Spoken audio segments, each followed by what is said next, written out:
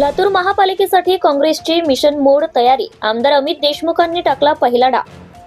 राज्यातील स्थानिक स्वराज्य संस्थांच्या निवडणुकीसाठी बिगुल वाजले आहे. त्यामुळे सर्वच पक्षाने आता वेगाने निवडणुकीची तयारी सुरू केली आहे. त्यामुळे वातावरण चांगलंच तापलंय. लातूर महानगरपालिकेच्या आगामी सार्वत्रिक निवडणुकीचे बिगुल वाजण्यापूर्वीच काँग्रेस पक्षाने संपूर्ण राजकीय पटलावर खळबळ उडवून देणारी तयारी सुरू केली आहे. एकेकाळी लातूर जिल्ह्याची ओळख ही काँग्रेसचा बालेकिल्ला म्हणून होत होती. काँग्रेसने आता हा गड राखण्यासाठी पक्षाने थेट मिशन मोडमध्ये प्रवेश केला आहे.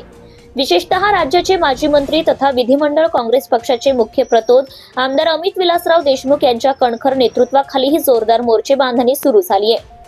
आगामी काळात होत असलेल्या महापालिका या तयारीचा पहिला आणि सर्वात महत्त्वाचा टप्पा जाहीर झालाय.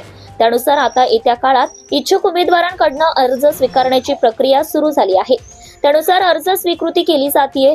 लातूर शहर जिल्हा काँग्रेस कमिटीने जाहीर केलेल्या अर्ज स्वीकृती प्रक्रियेमुळे केवळ पक्षांतर्गतच नव्हे तर विरोधी छावणीतही तातडीने हालचाली सुरू होण्याची शक्यता आहे.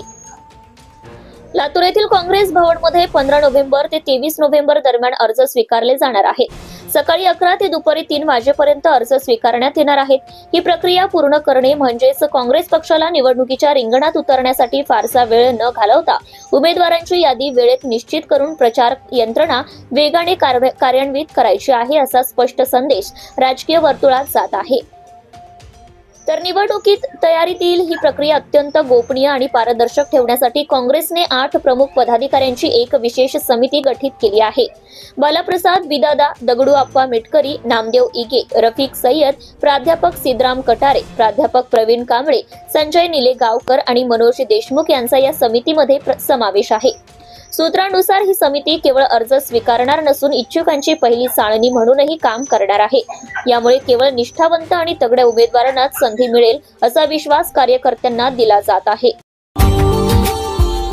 Subscribe now and press the bell icon. Never miss an update.